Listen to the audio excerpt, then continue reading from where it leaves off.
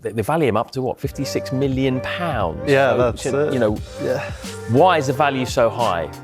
What's the attraction? Well, first of all, Jeremy Jacquet, I mean, Ligue 1, plays for Reims, and he has been monitored by the biggest clubs in Europe. I mean, Chelsea are just one of many admirers in the Premier League and outside who could be interested in Jacquet, but I think Chelsea are in talks with Reims. They value him around £56 million, as you mentioned, Matt. And I think Chelsea are looking for a centre-back who can go straight in to their starting 11. Now, Levi Colwill, we know, is essentially out for the rest of the season with an ACL. Tostin also picked up what looked like a hamstring injury on the weekend. Liam Rosenior said we'll see how bad that is. But also, he is someone, Jacquet, that Rosenior will be familiar with, of course, being in Ligue 1. Strasbourg, played them earlier this season. And look, in terms of what could he add, I mean, he's a big 20-year-old. He's extremely good on the ball. His distribution's excellent.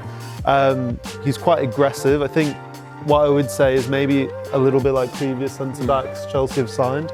Slightly raw, so we'll need to develop. So I think that's the interesting aspect, is he ready to come into that Chelsea team? We'll have to wait and see.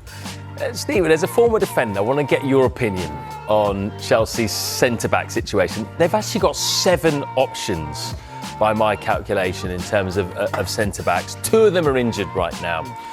Levi Colwill, he probably is in their top 2, isn't he? He's out for the whole season. Tossin, as you mentioned there, might have picked up a hammy in the previous game. But they've still got 5 other options. When you look at that, do you think it's an area that is holding Chelsea back from going to the next level? Or do you think they're okay there? They got the numbers, or do they need more quality?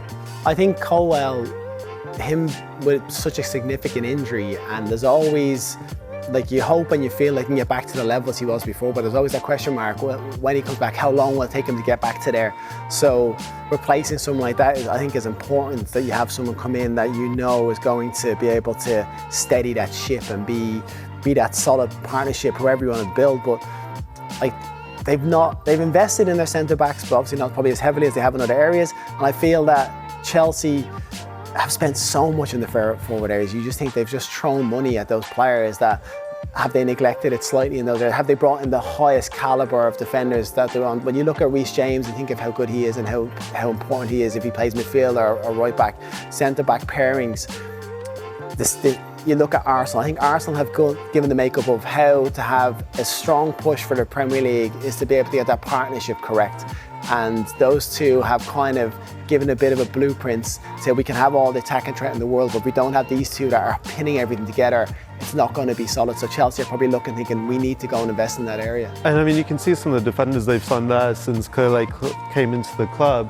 I mean, Stephen, on your point there, I mean, I think 3 of those were signed in the first kind of 2 transfer windows, with Koulibaly, Wesley Fofana, Bouyema Bediashile. But as you mentioned, a lot of those aren't maybe starting centre-backs in the Premier League outside of that. And when you look at where Chelsea have spent their money in terms of relevance to different areas of the pitch, I mean, you can look at the average per signing when you look at the players signed, let's say the fullbacks out of that.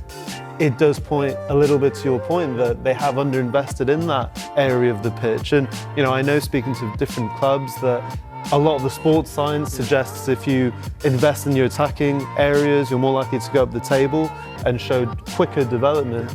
But I think everyone connected and who follows Chelsea would argue that the foundation at the back has been their weakness. Yeah, it is. And I think, like I said, I think Arsenal, it's a way of seeing how that can really benefit you. You bring in a Declan Rice in front of the back 4 and you bring in those 2 centre-backs and they stay fit and you have a real chance of pushing. And then those forward players have a bit more freedom to go and play. I think what's interesting with Chelsea is I think Palmer come in, who's so influential. I don't think anybody when he signed would have thought he was going to have the influence he has on that side. So if you get a centre-back that can come in and have a similar sort of importance to that role, if it's this young lad that comes in and can come in straight away and be someone that's kind of pivotal, that's huge. But Chelsea I just think they're 1 or 2 players away from being very, very complete.